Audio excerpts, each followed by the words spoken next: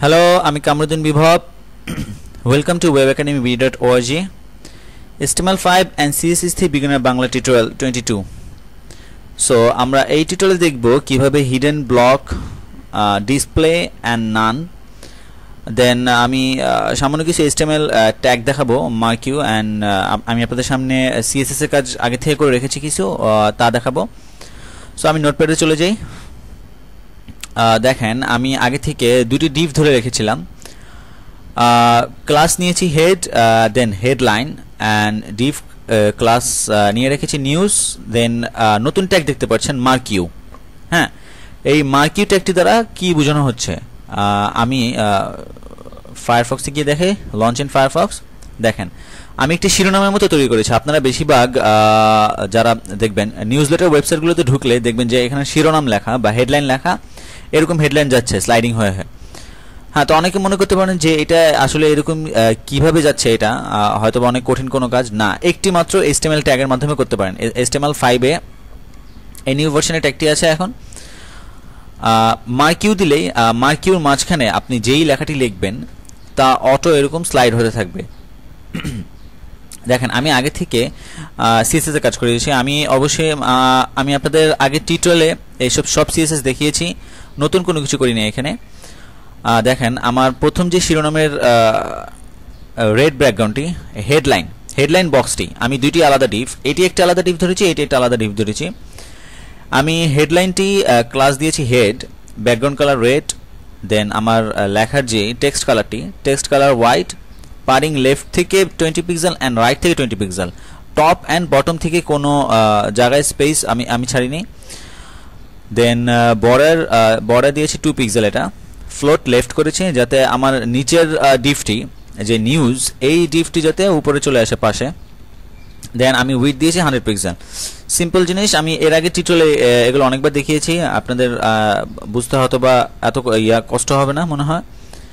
দেন নিউজে কি করেছি, padding left 20, then padding right 20, same একই জিনিস, দুই পাশ থেকে জায়গা ছেড়েছি। Then border 1 pixel and float left করেছি, অ্যান্ড উইথ 500 পিক্সেল দিয়েছি। দেখেন, এই পাশ থেকে 20 পিক্সেল ছেড়ে দিচ্ছে, দেন এই পাশে গিয়ে আবার 20 পিক্সেল। আমি যদি চাতাম আপনার পারিং লেফট অ্যান্ড রাইট থেকে 20 পিক্সেল না দিলে একেবারে দাগটা থেকে চলে আসতো এবং দাগের মধ্যে গিয়ে ঢুকে পড়তো। সো একটা স্পেস দিয়েছি। সো যাই হোক, আমি display, inline, block and hidden সম্পর্কে ধারণা দিব বলেছিলাম। ওকে, তাহলে এগুলো থাকুক, আমি এর নিচে নতুন করে কাজ করি। UL নিই, li টেস্ট, Ctrl D, টেস্ট2, আচ্ছা টেস্ট নাম দিব না, home, about, services and contact me. Okay, আমি আসলে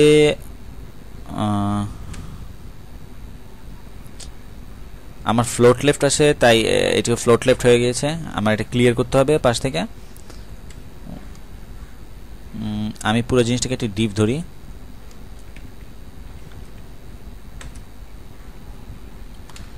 পুরো ইউএলটাকে ডিপের মধ্যে ধরলাম আমি।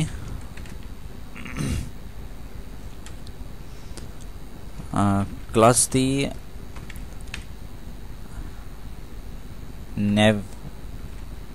নেভিগেশন। ওকে, এটাকে আমি জাস্ট ক্লিয়ার লেফট করে দেব। আমি 20 নম্বর টিউটোরিয়ালে হয়তো বা দেখিয়েছিলাম আপনাদের কিভাবে ক্লিয়ার লেফট করতে হয়। বিকজ ফ্লোট লেফট, উপরের বক্সে যখন ফ্লোট লেফট আছে, আমার নিচের কাজটিও ফ্লোট লেফটেড হয়ে যাবে এই বক্সটির পাশে। তাই এটাকে আমার ক্লিয়ার ফ্রম লেফট করতে হবে, যে লেফট থেকে ক্লিয়ার করলাম। তো এখন আর কোনো সমস্যা হবে না, এরপরে নিচে যা হবে অটো ক্লিয়ার থাকবে। ওকে, আমি নেভিগেশনটি আমি সামান্য কিছু সিএসএস করি আপনাদের সামনে। ইউএল চাইল্ড সিলেক্টরের কাজ, আমি একসাথে প্রথমে ক্লাসটি ধরলাম, দেন ইউএলটি ধরলাম, দেন এলআইটি ধরলাম। এখন আমি কি করব, স্টাইল টাইপ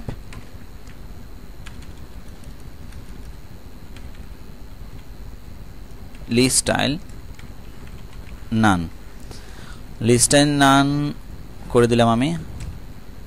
এই ডট ডট চিহ্নগুলো চলে গেল। দেন আমি প্রত্যেকটাকে একটা বক্স ক্রিয়েট করব। ব্যাকগ্রাউন্ড কালার করি আমি প্রথমে, ব্যাকগ্রাউন্ড কালার রেড দিলাম। দেন আমি পারিং দি 5 পিক্সেল, বক্সের ভিতর থেকে চারপাশ থেকে আমি 5 পিক্সেল ছেড়ে দিলাম। দেন মার্জিন 2 পিক্সেল, বাইরের চারপাশ থেকে 2 পিক্সেল ছেড়ে দিলাম।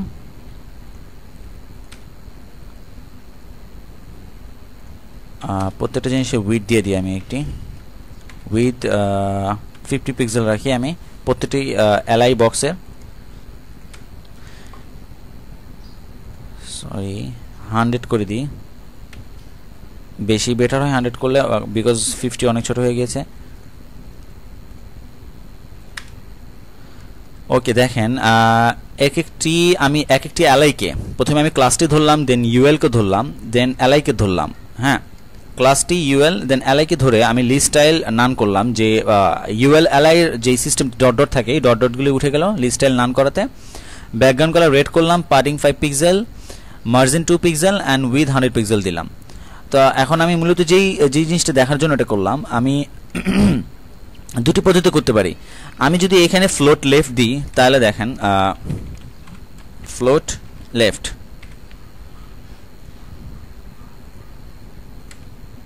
দেখেন একটা পাশাপাশি চলে গেছে। আপনারা দেখতে পারবেন যে বেশিরভাগ ওয়েবসাইটে সব ওয়েবসাইটে দেখবেন যে নেভিগেশন বার থাকে, যে হোমে ক্লিক করলে হোমে, অ্যাবাউটে ক্লিক করলে অ্যাবাউট, সার্ভিসে ক্লিক করলে সার্ভিস, এরকমভাবে নেভিগেশন বার থাকে। এটি একটি সিস্টেম।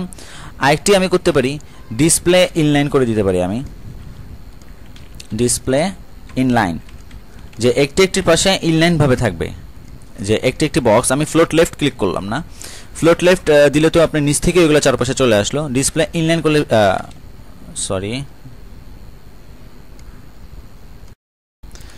তো আমার ইনলাইনে স্পেলিং ভুল ছিল। দেখেন ডিসপ্লে ইনলাইন হয়ে গিয়েছে, একটি পাশে চলে এসেছে। ফ্লোট লেফট সিএসএসটি দেওয়া লাগলো না।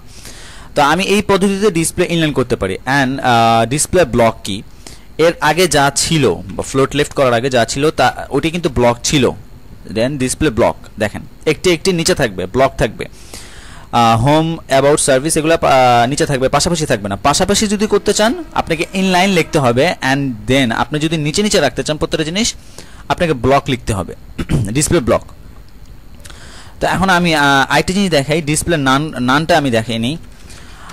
আমি দেখালাম ব্লকটা কি, হিডেনটা কি, না সরি, ব্লকটা আর ইনলাইনটা দেখালাম। ডিসপ্লে নানটা দেখেন আপনি, যখন আমি ডিসপ্লে নান দিয়ে দিব, ডিসপ্লে নান দিয়ে দিব, তখন আমার এই চারটি ইউএল এলআইগুলি আমার ওয়েবসাইট থেকে ডিসপ্লে নান হয়ে যাবে। দেখেন এখন ওয়েবসাইটের মধ্যে নাই। এই ডিসপ্লে নানটার সুবিধা কখন আসে, আপনি যখন দেখবেন সাপোজ ফর্ম আছে, সাপোজ আমি আমার ওয়েবসাইটে চলে যাই,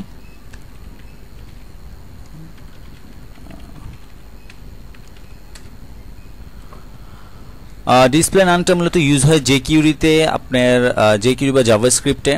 আপনার আগে আপনার একটি ডিফ থাকবে বা ওয়ার্নিং দেখায় যে sorry please fill the form fields. এই ওয়ার্নিংটা আপনার তো আগে সিএসএসটি করা থাকে। আমি দেখেন কন্ট্যাক্টসে চলে যাচ্ছি, তো এটি ডিসপ্লে নান থাকে। যখন আপনি কোনো ফিল আপ ভুল করবেন বা সমস্যা হবে তখন এই ওয়ার্নিংটি দেখাবে। আপনার ডিসপ্লে নাম থাকবে জেকিউরির মাধ্যমে। দেখেন আমি তিনটি জিনিস প্রেস না করে সেন্ড মেসেজ ক্লিক করব।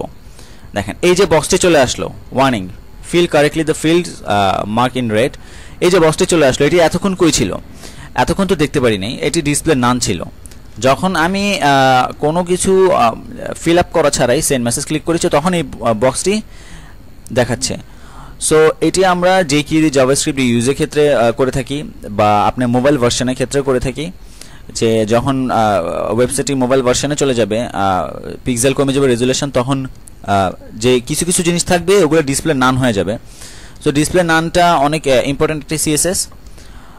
আরেকটি করতে পারেন আপনি, আমি আগে দুইটি স্প্যান নিই। প্রথমে একটি প্যারা নিলাম, দিস ইজ প্যারা 1, দেন আমি মাঝখানে একটি স্প্যান নিলাম, সরি,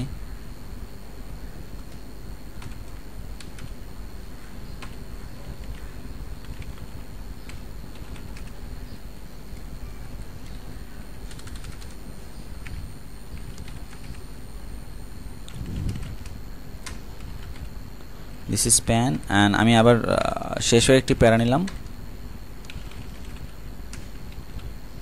দিস ইজ প্যারা 2।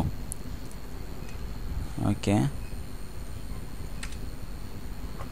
দেখেন দিস ইজ প্যারা 1, this is span, and this is প্যারা 2। এই তিনটা নেওয়ার কারণ কি আমি এখন দেখাচ্ছি। আমি এই স্প্যানটিকে ডিসপ্লে নান করে দিব।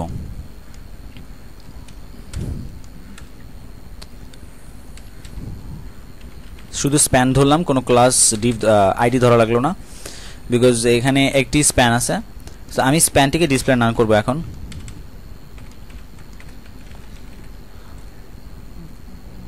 পার্থক্য করে দেখবেন আপনারা, যখন আমি স্প্যানটিকে ডিসপ্লে নান করলাম, দিস ইজ প্যারা 1, পরে দিস ইজ প্যারা 2 আসছে, মাঝখানে স্প্যানটি নাই, আমার ওয়েব ব্রাউজার থেকে শো করবে না। হ্যাঁ, দেন আরেকটি আমি আপনাদেরকে বলেছিলাম যে ব্লক দেখাবো, ইনলাইন দেখাবো, দেন নান অ্যান্ড হিডেন সম্পর্কে দেখেন। আপনি আরেকটি সিএসএস ধরি আমি, ভিজিবিলিটি।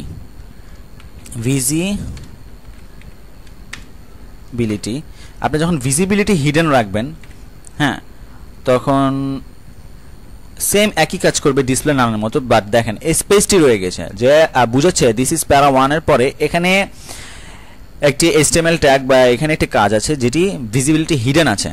হ্যাঁ, বাট স্পেসটি রয়ে গেছে। আপনারা যখন ডিসপ্লে নান দিবেন তখন কেউ বুঝতে পারবে না, যে বাইরে থেকে যদি কেউ দেখে তখন বুঝতে পারবে না যে এখানে এমন কোনো কিছু ছিল যে আপনি নান করে রেখেছেন। বাট ভিজিবিলিটি হিডেন করলে যে একটি স্পেসের কারণে বোঝা যাবে যে এখানে একটি স্পেশাল কোনো ট্যাগ আছে যা আপনি হিডেন করে রেখেছেন। সো এটুক পর্যন্তই আজকে। আমি ভিজিবিলিটি হিডেন, দেন ডিসপ্লে ব্লক, ইনলাইন, দেন আমি মার্কিও সামান্য কিছু জিনিস দেখালাম আপনাদেরকে। পরবর্তী লেসনে আমি আরও অনেক কিছু দেখাবো। সো আজকে এটুক পর্যন্তই। Thank you for watching. Thank you.